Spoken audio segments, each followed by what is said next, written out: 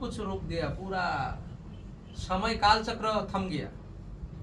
ऐसा तप किया उन्होंने प्रहलाद महाराज ने, सॉरी ध्रुव महाराज ने, वृंदावन में, मधुवन में ऐसा तप किया उन्होंने ध्रुव महाराज। फिर भगवान आया तो उनका मन में क्या इच्छा था, अरे मेरा पिताजी का जो गोद है वहां से निकाल दिया, मेरा पिताजी से भी बड़ा हमको आसन चाहिए।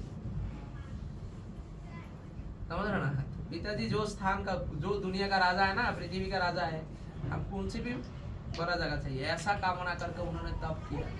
जब भगवान सामने आया, जब भगवान को देखा तो जितना कामना था उनका पूरा खत्म हो गया। बोलते क्या चाहिए ध्रुव, तुमको क्या चाहिए बोलो। बोलते प्रभु कामना तो बहुत कुछ था, लेकिन आपको देख के सब कामना निकाल गया। हमारा मन में कामना नहीं है ना तो कोई दुख नहीं है। एक बात याद रखना, समझ गए ना, कामना समझ रहे ना।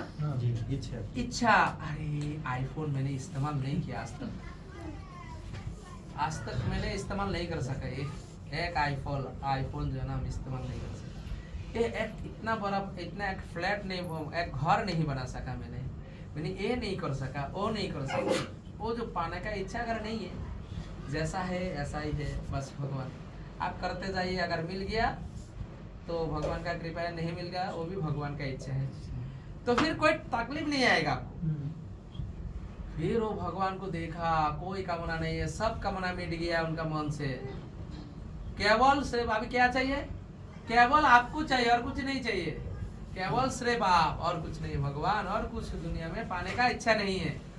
नहीं नहीं नहीं नहीं, आप बोलो क्या चाहिए आपको, बोलते नहीं कुछ नहीं चाहिए। जब वो भगवान ने टच किया, उनका शंख दिख रहा है ना, भगवान का हाथ में शंख चक्र गदा पद्म, शंख का टच उनका मस्तक में किया तो सब निकल गया। बस केवल आनंद और आनंद, और कुछ पाने का शेष नहीं है। प्रभु सब पूर्ण हो गया है ना। तो कहने का मतलब है हमारा आश्रम में हमको देने के लिए भक्त आप लोगों को कुछ नहीं है, लेकिन जब भक्त भगवान का सामने आता है ना, भगवान का दर्शन करता है, पूर्ण पुरुषोत्तम भगवान का, जगन्नाथ का, राधा माधव का दर्शन करते हैं, सबका इच्छा पूरा हो जाता है। जाने का टाइम बोलते हैं अरे प्रभु जी बहुत खुश है, अच्छे है।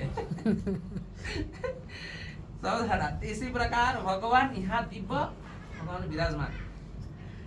अभी 3 दिन से हम जो है ना 4 बजे मंगल आरती करते हैं, सुबह 4 बजे, 3 बजे उठता हूँ, पक्का 4 बजे मंगल आरती करता हूँ। फिर मंगल आरती के बाद नरसिंह आरती, तुलसी आरती, भगवान का थोड़ा स्तुति होता है, जब करके फिर 8 बजे मैं सोने के लिए जाता हूँ। फिर 10-11 बजे उठता हूँ।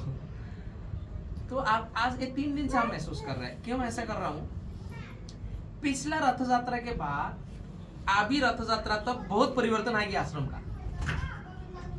पिछला रथ यात्रा हम लोग जब किया तब से एक ही साल में इतना परिवर्तन आया।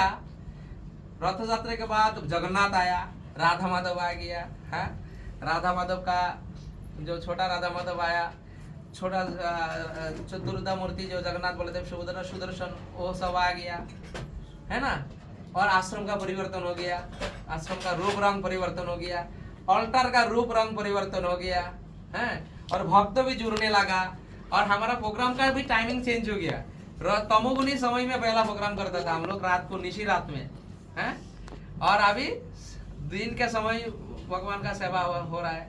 नया नया भक्त जुड़ गया। बहुत लोगों का 1 साल के अंदर, 1 साल क्या है, 6 दिसंबर से लगा अभी 7 महीने के अंदर बहुत लोगों का परिवर्तन आ गया। हमारा अजित प्रभु का फैमिली जुड़ गया, हमारा रेणुका माता जी का फैमिली जुड़ गया, और भी नए नए भक्त जुड़ गया। इन लोगों का भी बहुत परिवर्तन आया है ना। खान पीन में भी बहुत सारा परिवर्तन, चलना डलना, हर चीजों में परिवर्तन आ गया। तो ये सब क्या है, ये सब भगवान का कृपा है, इसलिए हो रहा है ऐसा है ना। भगवान साक्षात यहाँ विराजमान है। तो हम महसूस कर रहे हैं आध्यात्मिक आपका जीवन में कभी कभी शरीर में बुखार आता है ना, तो माथा बहुत भारी हो जाता है ना, साथ पूरा जुकाम लगता है, इधर पूरा भारी है, किसी ने पकड़ के रखा, ऐसा लगता है ना। तो डॉक्टर जब मेडिसिन देता है, मेडिसिन खाने के बाद जब सर्दी जुकाम निकल जाता है ना, तो आराम महसूस होता है, लगता है बहुत बोझ शरीर से निकल गया। ऐसा होता है कि नहीं। तो ये बीमार होने के बाद दवाई खाने से जो है ना, ये एक आपका परिवर्तन का आपको अंदाजा लगता है, आपका कैसा परिवर्तन हो रहा है आपको पता चलता है। उसी प्रकार भक्ति में भी ऐसा है।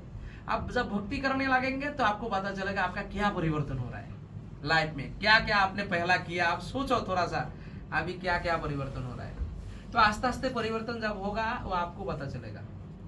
तो ये सिर्फ केवल भगवान का सान्निध्य पाने से ही होता है, नहीं तो संभव नहीं है। भक्त संग से और भगवान का सान्निध्य पाने से।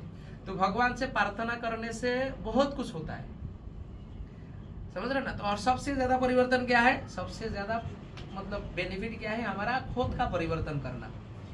दूसरा लोगों का परिवर्तन करने के लिए, मतलब गलत काम अपना जीवन से निकालने के लिए गवर्नमेंट और भी बहुत सारा संगठन कितने सारा काम कर रहे हैं, है ना। लेकिन भक्त संघ में आके वो आसानी से आस्ते आस्ते आस्ते आस्ते परिवर्तन हो जाता है। तो केवल कैसे हो सकता है, भगवान का सानिध्य, भगवान का सानिध्य में आके भगवान का रूप गुण लीला महिमा श्रवण करने से, भगवान का कीर्तन करने से। तो महाप्रभु ने, व्यासदेव ने, साक्षात भगवान ने कहा ये नाम का प्रभाव से लोगों का बहुत परिवर्तन होता है, सबसे ज्यादा बेनिफिट वही है। तो इसलिए नाम जप पे थोड़ा सा ध्यान देना चाहिए, है ना।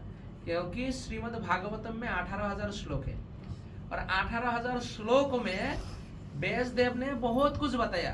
पहला भगवान का मुख से सिर्फ 4 श्लोक निकाला, भगवान नारायण का मुख से भगवान नारायण नारद मुनि को सिर्फ 4 श्लोक दिया भागवतम का।